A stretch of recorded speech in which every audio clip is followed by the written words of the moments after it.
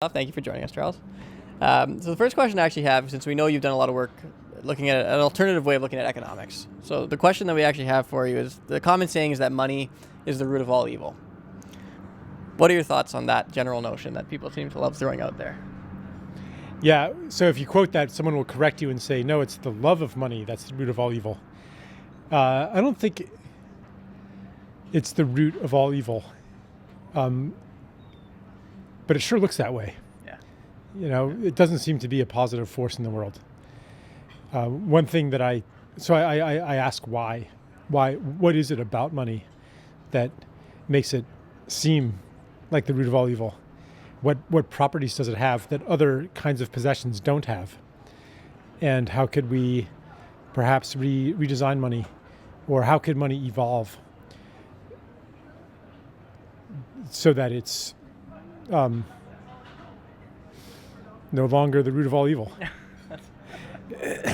Because really, I guess it kind of begs the question, what is money? Mm-hmm. And the way I conceive it, money is basically a story. Yeah. It's an agreement, yeah, or a whole set of agreements. And we've agreed, those agreements create money as something that's artificially scarce, that demands endless growth, that separates people, that destroys community, and so on. But we could possibly create other agreements that define money as something very different.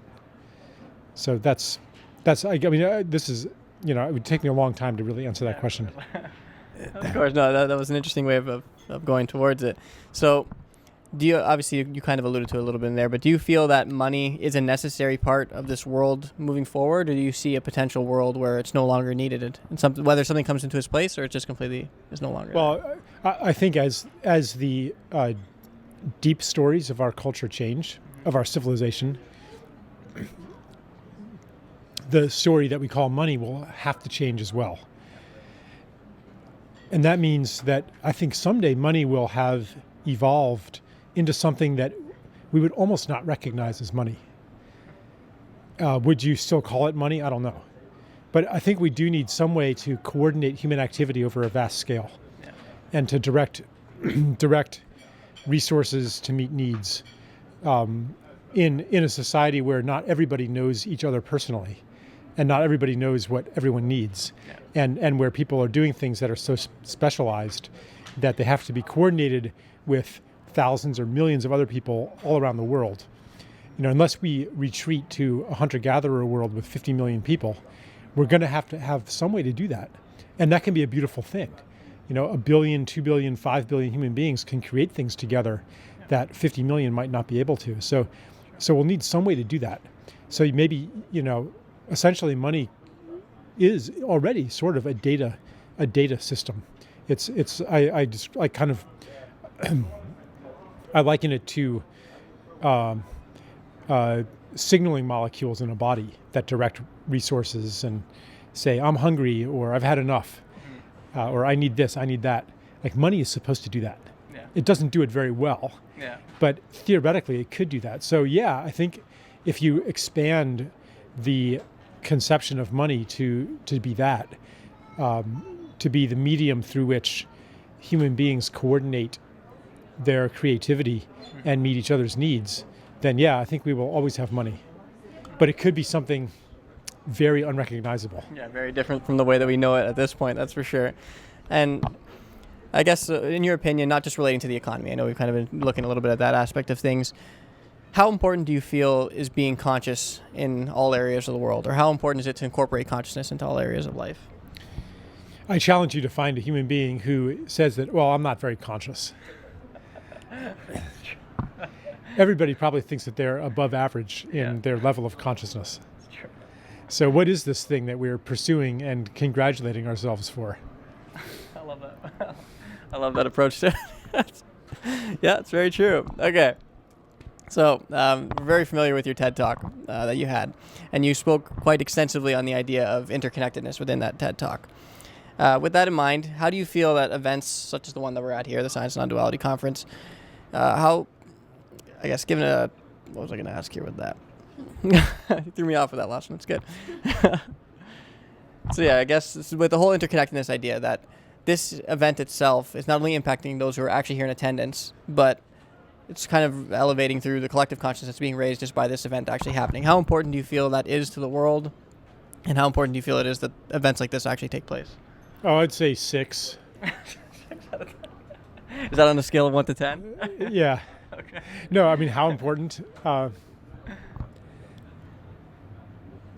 They're part of a shift. They draw from a shift and they accelerate a shift. Yeah. I mean, how important is this relative to protecting indigenous tribes that are getting ejected from their land so it can be clear cut? Like, I don't know. I can't rank things like that. Yeah. Yeah. But if what you're asking is it okay to like these events and come to them, you have my permission. Okay, thank you. That's very important. Your permission is very important. In case you needed it. Okay. Now, also in your TED Talk, but also yesterday at the one panel that I sat in for, you spoke about the importance of tiny action. Now, if you were to tell the world what is like one tiny action that people could take that you think can be really impactful, either globally or for them as an individual, to really step into this shift that's taking place, is there anything that stands out for you? I think everybody already knows what that is. And I can't give a general formula for it, because then I would be telling you what to do. And how can I know better than you what you should do in your situation, looking at the world through your eyes? Yeah. I'm not going to second guess your instincts. But what I will say is that you have a compass that points you toward it. Something will tug at your heart. Something will draw you with a feeling of aliveness.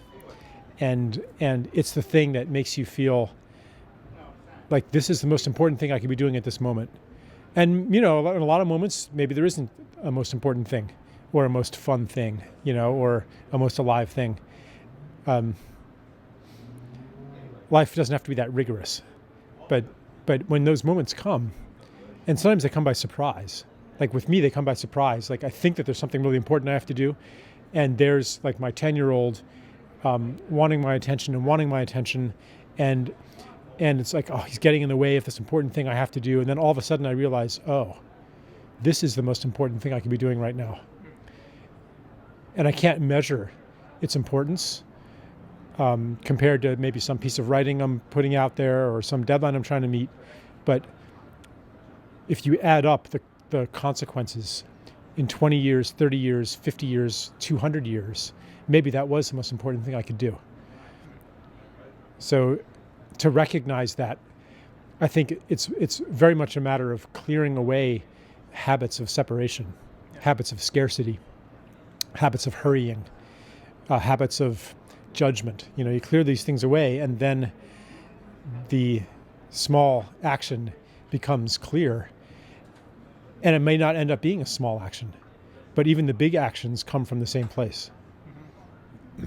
Wow. And one thing, I'm just coming up with this now, because something that through our work, because obviously we're trying to also encourage people to make changes in their own lives and not to feel like a tiny fish in a giant sea where they're incapable of impacting the world, or there's no point to them making a shift because it's not going to make a difference ultimately. So through your work, is there something that you would say to them in order to help them realize that there is an importance to them making a shift within their own lives as an individual, and to not feel, so I guess, belittled by as their mind may make them feel at times?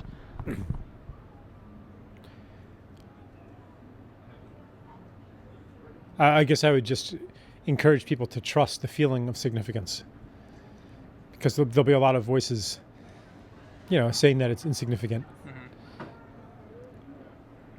Yeah. I like that a lot. And one of our writers is a parent as well. I know you're a parent. You have 4 children. Is that correct? Yeah. So he was actually curious as to what it's like from your perspective, I guess, if you're willing to attribute yourself to this label, being like a conscious parent. Do you feel that there's a difference from any other form of parenting? Is there any difference in that regard in your life? I mean, again, conscious parent, conscious of what? I knew that was. But I do think that there are certain threads of. I call it a new story with ancient roots, but a new story for us, for the dominant culture. There are realizations that I've had from being immersed in this new story that really affect the way I raise my children. So, for example, I avoid using shame and conditional approval to manipulate them. And do you find that has made the relationship between you and your children stronger? Is there a little bit? Yeah, I mean, I would like to say that it gives them permission to confide in me because I know that I won't judge them or use it against them. Mm-hmm. But then again, I've got a 16-year-old now who never tells me anything. So just that stage. I don't know.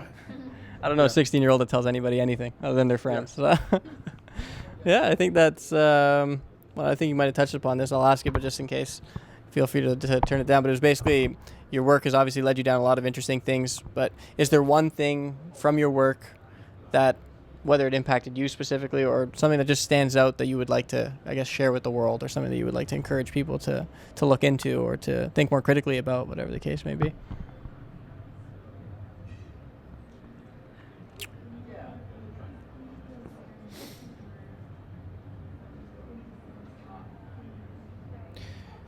Well, I mean, I could just offer something provocative. Of course, yeah. Yeah.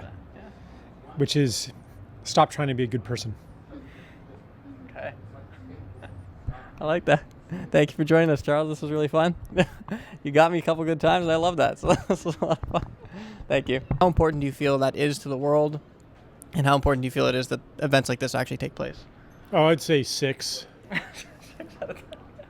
Is that on a scale of 1 to 10? Yeah. Okay. No, I mean, how important?